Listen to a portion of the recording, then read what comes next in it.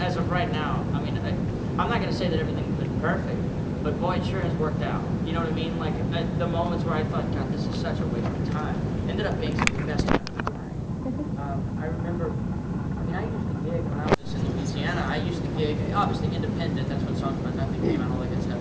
But right before that, because I released that when I was about 15 or so, 16 maybe. I don't remember. But right before that, we stopped touring so much, because I used to do like 2 or 3 gigs a weekend, just on the weekends after school, whatever.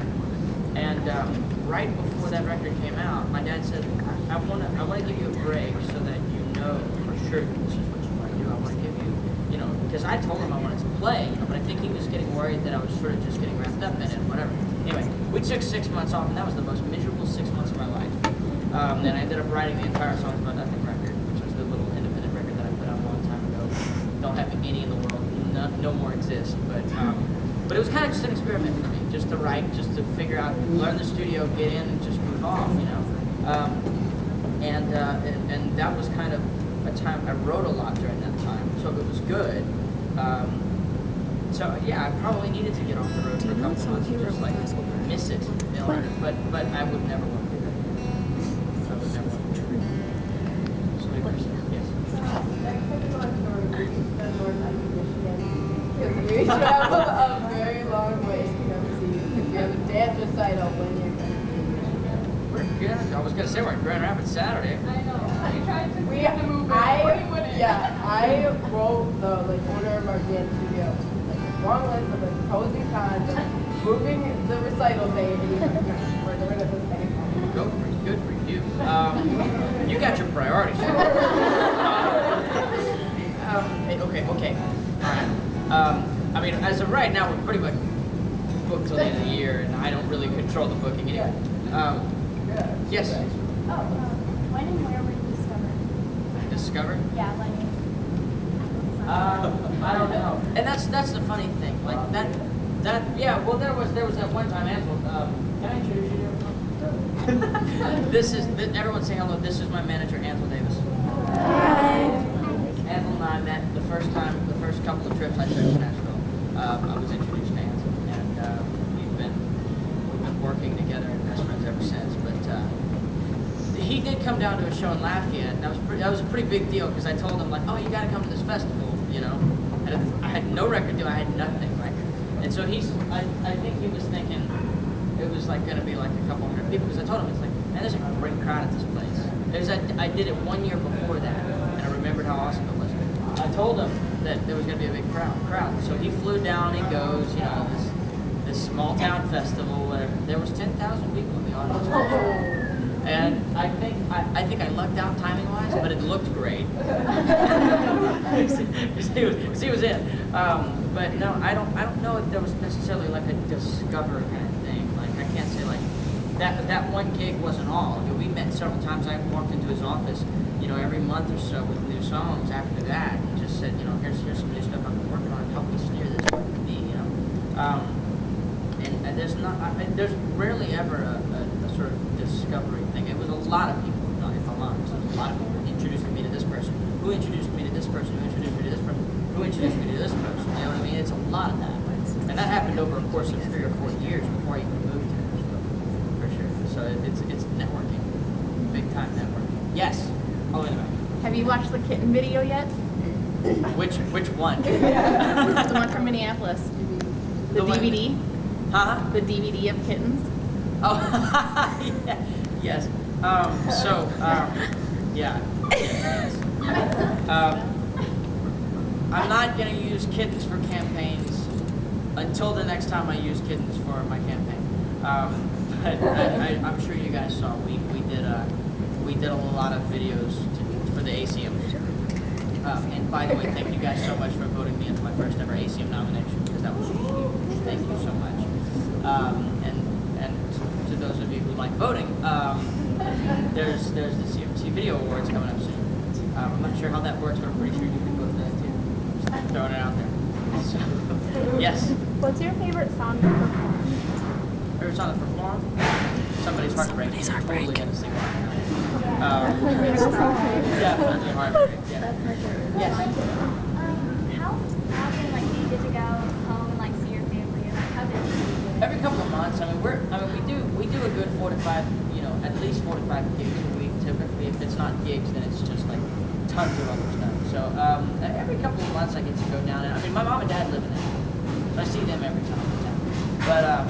But yeah, I get to go back and see like my grandparents and my stepdad and all that every couple of months. Every 3 or 4 months. Yeah. So do you have time for just a couple more questions? Okay. 2 more questions? Okay. How do you idolize The most? That's like asking my favorite. That's really tough. I mean, honestly. Top 5. Yeah. Top 5, here we go. I don't know. Well, I got to meet Stevie Wonder a couple weeks ago. Yeah, the gas. That's about how I reacted, actually. I got to meet Stevie Wonder a couple weeks ago, and that was huge. Huge fan of his. He's one of my heroes. Keith Urban, for sure, as well. Not just like guitar-wise, but great songwriter, great artist. There's so many. I mean, obviously, I look up to Taylor for you know, several reasons, but for the fact that, you know, here is a genuine songwriter, writes everything on the record themselves, and she can. She's just being honest, you know, and I love that. I love the honesty of that, the evolution of an artist. And every record doesn't sound the same; it changes because it's accurate. You know, you don't have to make the same record over and over, because I feel like that's, you know, that's what makes you you. That's what makes you. It's just a snapshot of your life, anyway. And then I don't know, God, there's so many. If you hadn't asked, I could tell you 20, but because I'm on the spot, I can't think. I need more coffee. I don't. There's a lot though. I'll start with those 3. I'll start with those 3 for sure. Yes. I was just wondering how you do it. It was just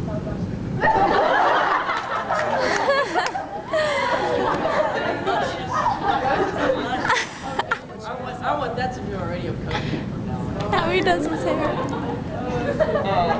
Dan calling for luscious. Oh, that's me. What's that? I love it. I love it. I don't know. I honestly, I take the stuff. It goes everywhere, and I don't know. So luscious. That's the next album. Luscious. Luscious. Yes. What's the coolest gift you've ever gotten from a fan? What's the coolest gift I've ever gotten from a fan? I'm always put on the spot by that question, because I feel like someone's asking. That is already, obviously. I've got a lot of cool gifts, and the fact that I get gifts is pretty awesome. I mean, honestly, it's like, it's incredible to me, first of all, that you all are coming to the show. This is, again, you know, this is my first, yeah, it's here. This is my first headline show in St. Louis, and I honestly didn't think I'd be doing headline shows in St. Louis. And to know that we, you know, we didn't sell the place out, but we're really close. Like that means the world to me, you know. And so anytime anyone, you know, especially you guys who come to the coffee house, and anytime anybody shows up with anything that means something to them, I will say, and I believe you were at that show as well, but there was a necklace that a fan gave me as well. Becca. Gave me the cross, which was really cool. I actually wore it that night. That was one of many, actually, that day that were really cool. I mean, honestly, I know this sounds so politically correct to say, but honestly, any gift I get, like, is a deal.